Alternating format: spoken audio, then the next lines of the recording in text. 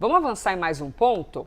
Quando o escândalo vem, não vou chamar de escândalo, quando a tempestade vem à tona, Flávio Bolsonaro faz um vídeo e logo depois também dessa tempestade, Romeu Zema se posiciona dizendo que é inaceitável essa possibilidade de relação entre Flávio Bolsonaro e Daniel Worcaro. Isabel Mega, Flávio Bolsonaro representa o PL e Romeu Zema o Partido Novo. E esse casamento, hein?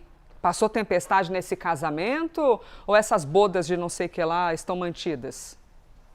Elisa, a coisa tá feia, viu? Porque a chateação vai ser lembrada ainda por um tempo por membros do PL, depois dessa reação muito rápida também de Romeu Zema diante da revelação do áudio de Flávio com Worcaro, né? O Zema surpreendeu parte da direita quando ele partiu para cima realmente de Flávio Bolsonaro, um tom um pouco diferente, por exemplo, de Ronaldo Caiado, que é outro presidenciável da direita.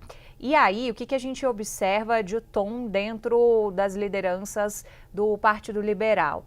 Eles querem levantar a tese de que a coisa foi tão feia que o PL deveria suspender alianças com o Novo nos estados. Aí a gente vai bater na porta do Novo para saber o lado deles. E aí, como é que vocês estão vendo isso?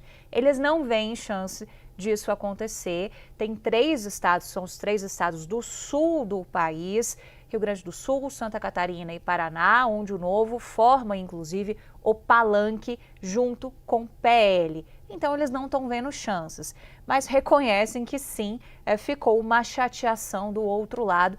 Mas aí eu vou levantar um pouco da tese dos dois lados. Primeiro do Novo, como é que o Novo está vendo o porquê dessa reação tão extremada do bolsonarismo? O Novo está vendo como uma forma de tentar tirar um pouco o foco. Bom, ao invés de defender Flávio, vamos atacar Zema, que com isso a gente tira um pouco o foco, ataca Zema para não precisar defender Flávio na avaliação de fontes do Novo que eu ouvi. Então Zema seria uma espécie de bode expiatório. Aí a gente vai para o outro lado, vai conversar com gente do PL.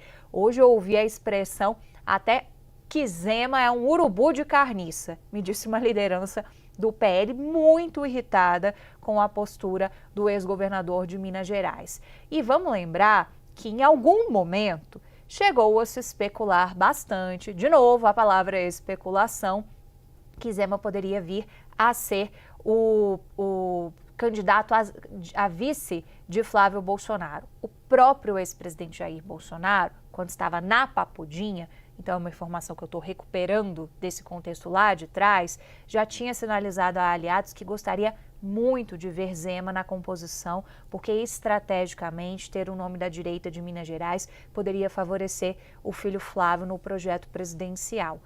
Hoje, essa ideia está praticamente descartada, porque depois do posicionamento público de Romeu Zema ter chateado tanto a campanha de Flávio Bolsonaro, eles e os aliados, melhor dizendo, de Flávio Bolsonaro, eles não enxergam qualquer tipo de possibilidade nesse sentido. Nunca houve convite e aí isso vai, de certa forma, afunilando para aquela possibilidade de que Flávio vá mesmo pelo caminho de ter uma vice mulher, poderia ser inclusive uma composição de chapa pura, mas nada decidido ainda em relação a esse ponto. E outro ponto interessante é que os próprios filhos do ex-presidente Jair Bolsonaro, os irmãos de Flávio, Eduardo e Carlos, também partiram para cima de Zema.